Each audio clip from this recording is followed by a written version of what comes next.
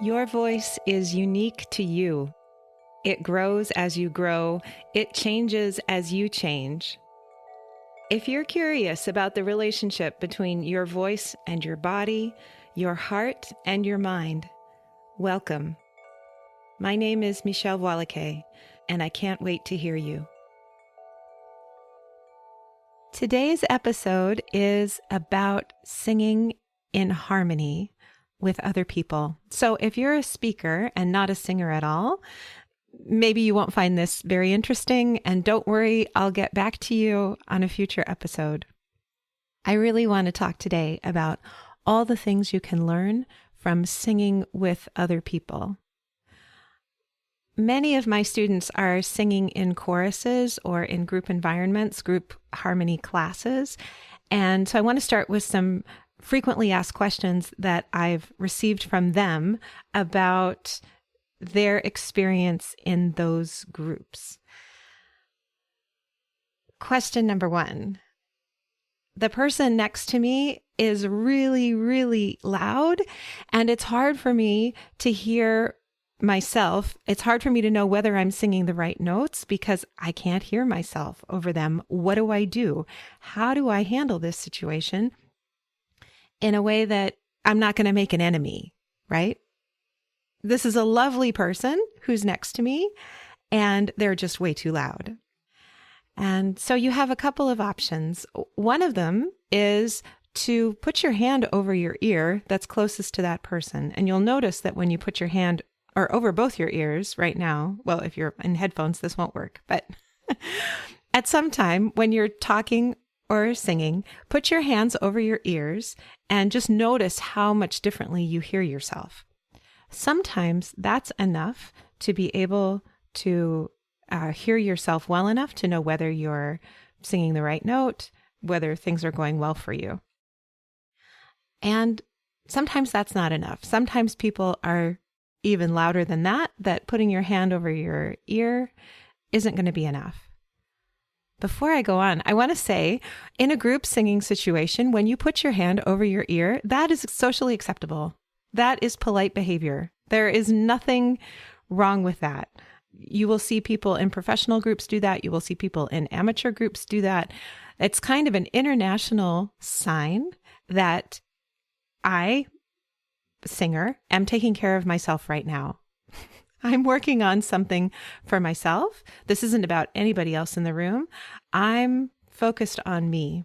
Everybody around you, if they have any experience at all, will understand that.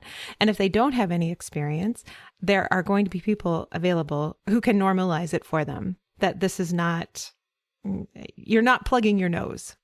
Let me put it that way. So don't feel awkward about putting your hands over your ears to hear yourself better. We've all done it, and it works. But when it doesn't work, when the person really is too loud for you, something you can say that's true, and I think not hurtful to the other person, is you're a really strong singer. And I realize I'm letting you carry me along. And I want to challenge myself to sing the part, to not have so much help. So I'm going, if it's possible for you to reseat yourself, I'm going to reseat myself. I'm going to sit over here where it's harder for me to hear you and challenge myself to hold my own part without your help. I hope that's okay. You're great. I need to work on me. And we can talk at the break if you want. Get to know the person in another, outside of the singing context, just in regular conversation. A variation of that, if you're in a position where you can seat yourself on the edge of a group, so say you're in a group that's singing 3-part harmony and you're in part 1, can you seat yourself on the edge between part 1 and part 2? Can you situate yourself so that you're closer to part 2 and have that more strongly in your ear than your own part? And that's another thing you can say is, I really want to sit on an edge so that I can challenge myself. Do I really know this? Can I really hold my own against this other part? Now, you may be feeling, I don't know if I know my own part because I haven't heard myself because they're so damn loud. And you might not be ready to be, next to a different part. You just want to be able to hear yourself more clearly. And then it's just a question of, move around in the group as much as you can to make space for yourself to be able to hear yourself sing. It's really common in these situations for a person to start over singing. Actually, you don't need somebody who's super loud next to you to over sing. You can do that all by your lonesome. That's just something that often happens in a group environment. We're with other people and we start pushing too hard. Another question I get asked, question number 2, how do I not oversing? How do I notice when I'm oversinging? And how do I not do it? It's going to vary from person to person. But one of the first things you can check in with is your posture. Often when we're oversinging, there is some craning in our neck that happens. We start to lean forward. You might become aware of extra tension in your upper body because you're trying to make something happen. So that would be the first thing I would start to look for if you're not sure if you're oversinging. Well, how to tell if you're oversinging? You're coming out of rehearsal and your voice is exhausted. If that's happening, you're probably oversinging. And that's not going to necessarily damage your voice forever. This isn't the end of the world. If you sang too much at a rehearsal or too heavily at a rehearsal, go home, have some tea with lemon, maybe a little ginger, rest, watch some trashy TV, don't talk to anybody, and you wake up the next morning and you're probably going to be fine. It's really not the end of the world, but it doesn't feel great. And if you can avoid doing it, that'd be the best, right? So the first thing to check in with is your posture. The second thing to check in with is how you're breathing. And maybe the best way to put that is, can you, in the course of the rehearsal, remind yourself to take a low and easy breath? And if there are moments when the director is talking to another part of the chorus or when you're not singing, to just become aware of a low, slow, easy breath. If you're sitting down, can you feel your seat in your seat? Can you feel your feet on the floor? Can you take a moment to just come back to your own center? Away from the cacophony, beautiful, musical, but still kind of cacophony that's been going on around you. Come back to not trying to learn notes, not trying to do anything, just being lovely you and breathing. Remembering to do that several times in the course of a rehearsal can help you avoid that kind of vocal fatigue. A third thing you can be aware of during the rehearsal is, what is your face doing?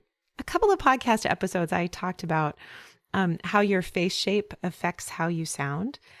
It also affects how tired your voice gets. Maybe you can hear right now, I'm just squishing my cheeks. I'm just putting my hands on my face and squishing my cheeks together. And so my pronunciation's getting a little funny, but I'm just relaxing my face. And you can do this in the course of the rehearsal. Just put your hands on your face, maybe on your forehead too. See if you can relax your forehead. Sometimes our eyebrows get really invested in our singing. It's not a bad thing, but sometimes we can overdo it. So just gently massage your face and see, okay, how little effort can I exert here in my face? Can my face relax and my breath support system, my belly, my core abdominals, can they do more work? And that's enough for you to think about. So I would start with those 3 things. Not knowing you personally. If you'd like to have a conversation about it, please visit my website and sign up for a free consultation. And happy to talk to you about what's going on with you over Zoom. No problem. There's an aspect of over-singing in a rehearsal that doesn't have to do with how much sound is happening around you, like over-singing so that you can hear yourself. But sometimes a couple of my students have reported they've noticed that they're over-singing in an attempt to change the people around them. They're hearing that the people around them are singing wrong notes, and so they are working really hard to sing very clearly the right note. And that's resulting in a lot of vocal fatigue because there's a lot of tension in that. You're not just singing notes, you're trying to change other people. And I've noticed trying to change other people really doesn't work. And it's a lot of effort. So I said there were 3 things. That's a 4th thing to consider. Your psychological state, your mental well-being. Are you trying to change the people around you? Are you frustrated by the temperature of the room? Is there some interpersonal dynamic that's going on that's just driving you crazy? Are you seated across from somebody who just keeps making really weird faces and it's really hard for you to concentrate? Are you falling in love with somebody else in the group? That can make you tense. That can make it really hard to focus on the music and to focus on how you're using your body and to sing well if you're distracted by just that beautiful person over there. If that's going on, I would revel in it. I would say, don't try to fix that. Try to enjoy that for as long as you can. It is a beautiful spring day. Okay, question number 3. I'm learning all of this great vocal technique in my lessons with you, Michèle, and I hear that my voice is stronger and louder than it used to be, and I go to chorus, and I am really worried about sticking out because that is the last thing I want to do is to stick out. What do I do? How am I supposed to sing in the chorus rehearsal with this new voice that I'm finding? This is genuinely an awkward stage of life because most everybody in a group situation is not wanting to stick out. Even the people who sing really well and don't have any issue being heard by anybody, they've sung solos, they're totally comfortable with the fact that they sing and they have a nice voice and that's not a problem for them. But in the group situation where you're trying to create a group sound, a common texture, nobody really wants to stick out. The question is, who are you surrounded by? In the San Francisco Opera Chorus, those chorus singers all have fabulous, huge voices. So yes, sometimes you can stick out because the color of your voice isn't matching with the rest of the group. But in terms of like absolute loudness and focus and vibrato and all of those qualities, they're all on the same page, If you're in a more amateur group where some people have had voice lessons, other people haven't had any voice lessons at all, you may have defaulted to singing with a really soft, almost breathy tone in order to blend your voice in with those people around you. And if you're now taking voice lessons with somebody like me who's going to bust you on that breathy tone and teach your body to make a sound that's much more efficient, much more flexible, actually in the end a lot easier to negotiate, you're going to sound different in that group. You may stick out in comparison to the other voices around you, and that can feel really awkward. And what I want to say is try to sing with your best technique whenever you're singing, and let the chips fall where they may. When you sing with a more focused tone that's more likely to be heard, you also have more control over that sound. You might not at first. You might not in the first year or two of finding it, but ultimately you will have more control over that sound, and that will allow you can make a loud sound or a softer sound. It's more malleable, and you will be able to blend better over time into a group environment with this new focused, grounded sound. And as your own voice develops, you may find that you outgrow the group you're in vocally. Like you may find that your voice won't blend there. Like you can't plop an opera singer into a singer-songwriter circle where it's all folk singers and have that voice blend. They can make their voice blend.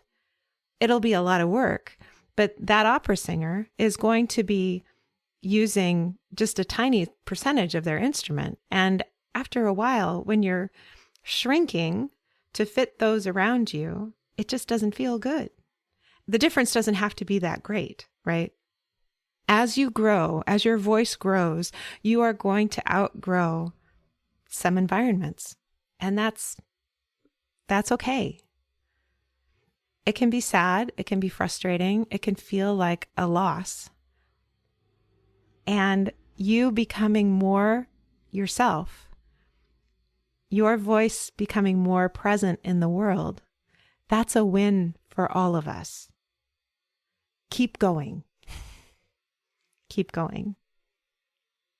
Okay, but say you're still in the group. Your own voice is changing. You hear that you might be sticking out a little bit. What do you do? How do you manage that? Come back to yourself. Feel your seat in your seat, your feet on the floor. A good, centered, easy, low breath. Sing with as much ease as you can find. And really focus on your technique. Most directors want to be working with a group of people who produce a solid vocal tone, something that's uniform, something that has a core to it. It's really difficult to tune a group of voices who are all uniformly breathy. It's just hard to tune those voices. So your new voice in its growing might feel it's some kind of adolescent stage is probably very welcomed by the director.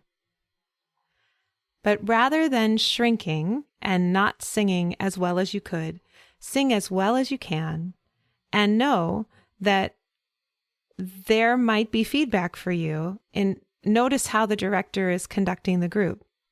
And if you get a sense from the director, if there is one, if you're getting a sense that the director thinks you should be doing something differently, go ahead and ask them, not in the middle of the rehearsal, but like either before the next rehearsal or at a break or something, and just say, hey, I'm taking some voice lessons, and is my voice sticking out in a way that it could really be blended better?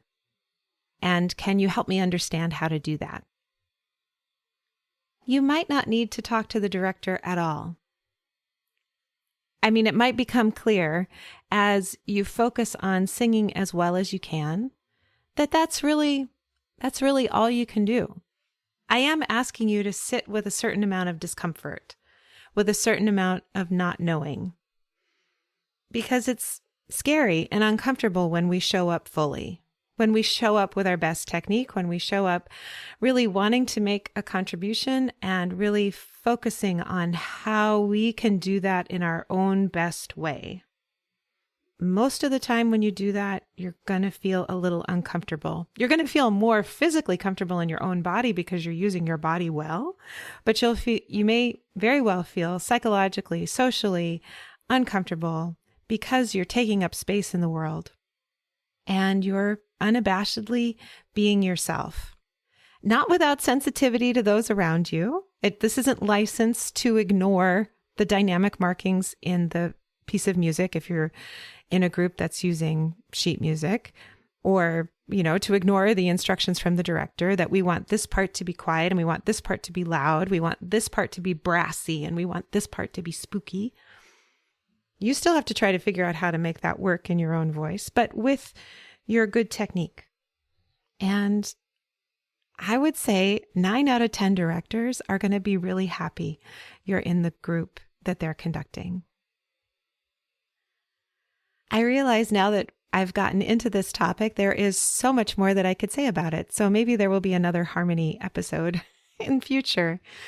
But by way of summing up, things that harmony singing can teach you, by learning to hold your own part, you really learn how to be yourself in a group, how to hear what it is that you're supposed to do and how it compares with what part 2, part 3, part 4, 5, 6, 7, however many other parts there are, what those other people are supposed to be doing, and to really be aware of your center, hold your own in a flexible, sensitive way, sensitive to the fact that there are other people around you.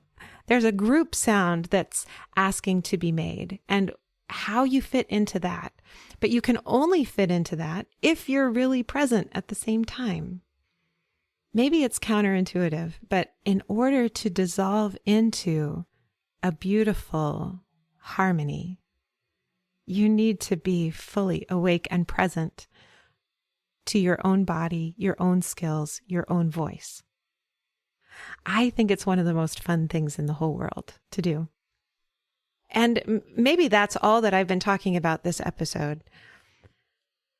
Being aware of your posture, being aware of your center, being aware of where you are in space and what is helpful to you and what's a hindrance, and making adjustments as you need. It really is time to think about yourself and how you can be the best musician you can be, the best team player you can be. I wish everybody had to sing in a chorus every week. If I could prescribe something for the planet, it would be everybody has to sing in harmony every week. I think we'd all be kinder. I think we'd all be more thoughtful. The world would sound amazing if we did that. Lest you think this is just all personal growth work on your own part. The other thing you can learn from singing in a group with other people is how much we need each other. One of the things I really missed when the world shut down in 2020 was the sound of other voices, was the feeling of other voices around me. I couldn't have told you before the shutdown that would be my problem. I didn't realize how much comfort I took from being around other people singing, from feeling those voices resonating through my own body. And so the process of singing in a group with other people, even as you're very aware of yourself, when you can relax into that soft awareness of other voices and let the sound wash over and through you, it's profoundly healing. It can wash away so many worries. Partly because when you're singing in harmony, you really have to focus on what it is that you're doing, and you probably don't have bandwidth to be worrying about all the things you were worrying about before you stepped into that room. But just that experience of feeling that you're not alone, that you're engaged in a group project, that everybody in the room matters. All of those voices are needed and important. And when we're singing all together, how beautiful they are. So it's a lot of awareness. It's a lot of compassion. It's a lot of forgiveness for yourself. And there's a huge payoff in comfort and connection and music. Thanks so much for listening.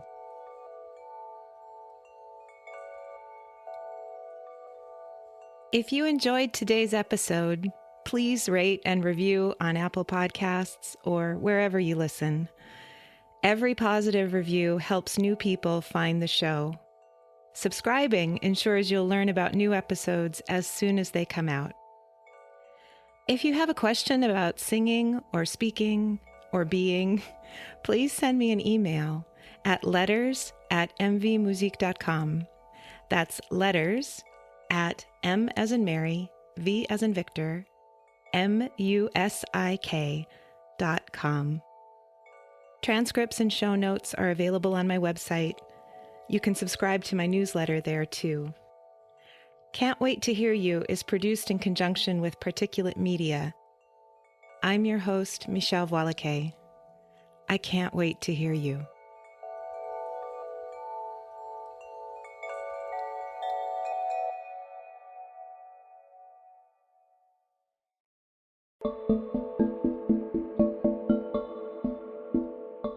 There's a particular shame that comes from singing out of tune, or being told you've been singing out of tune, or just hearing yourself sound bad.